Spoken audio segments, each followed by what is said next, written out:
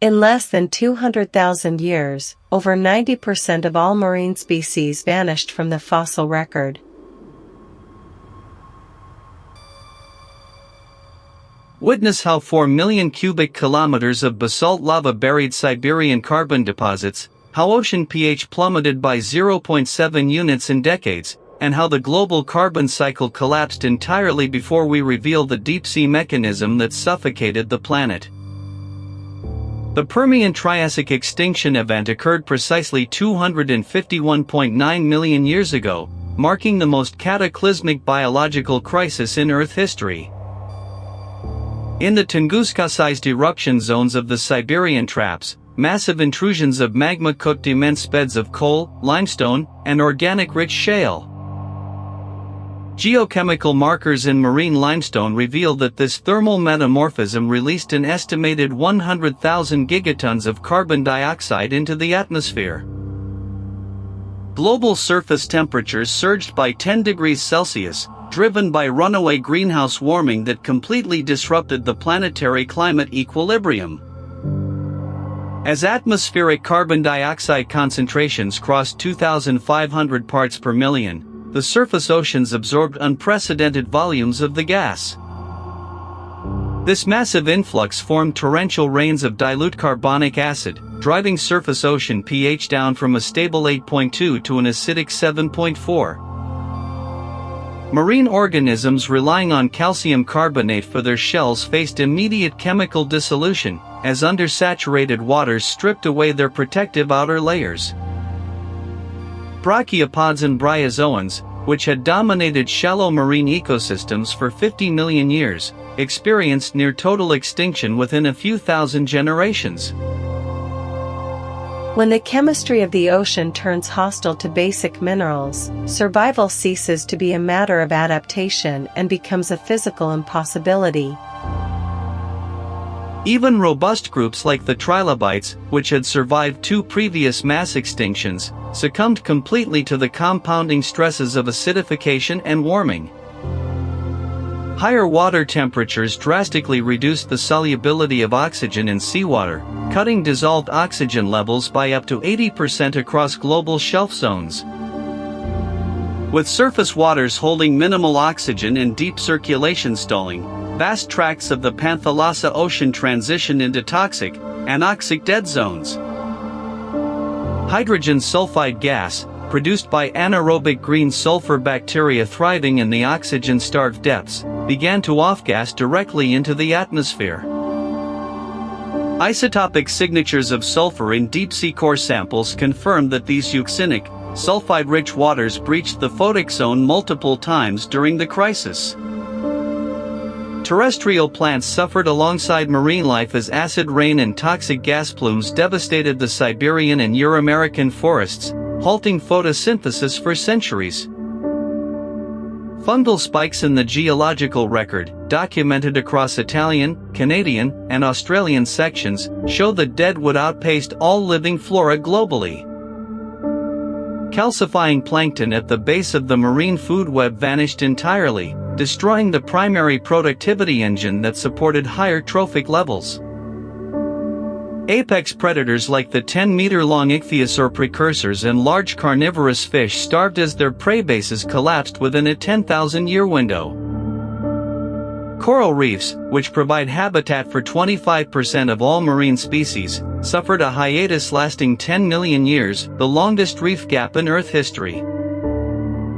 On land, herbivorous dicynodonts faced starvation as spore-producing ferns replaced nutritious seed plants across equatorial Pangaea.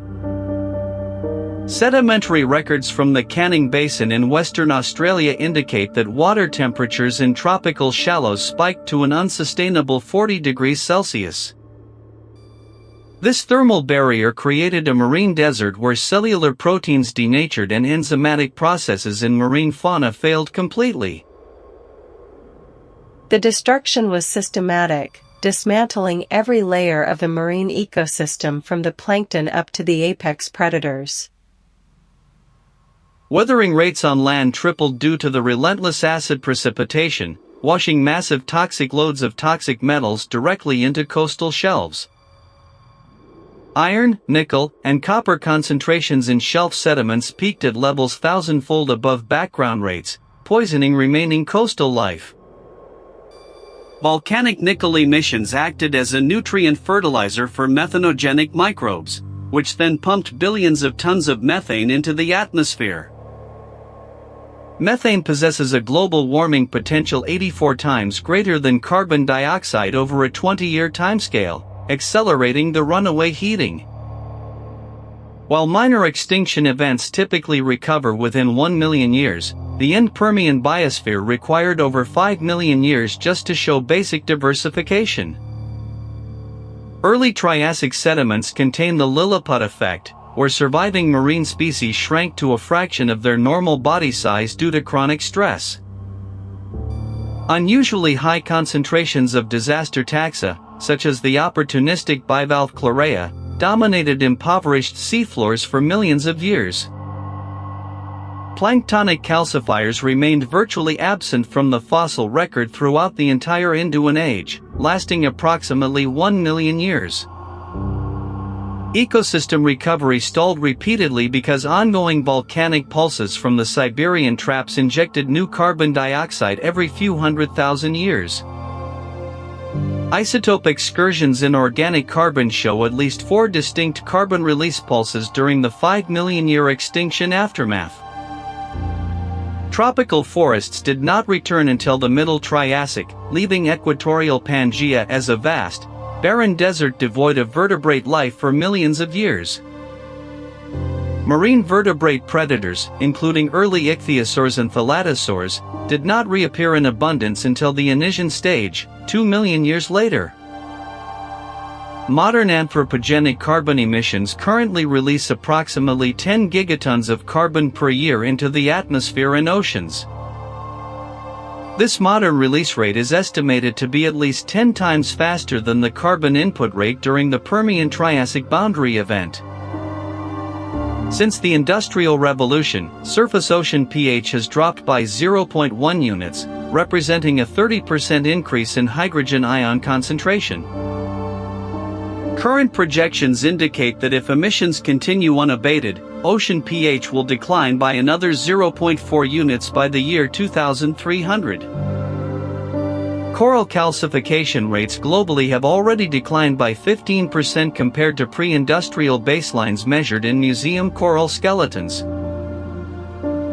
The fossil record is not merely a history of life, it is an archive of planetary warnings written in stone and acid.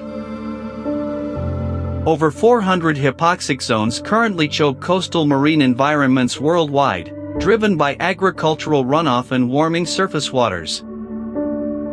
The Permian-Triassic extinction demonstrates that when ocean chemistry crosses critical thresholds, recovery timescales extend far beyond human comprehension. Without radical mitigation of greenhouse gas emissions, modern marine ecosystems risk approaching the same geochemical tipping points that emptied the oceans. 251 million years ago, the Earth proved that an ocean can die from the inside out, leaving behind only silence and stone.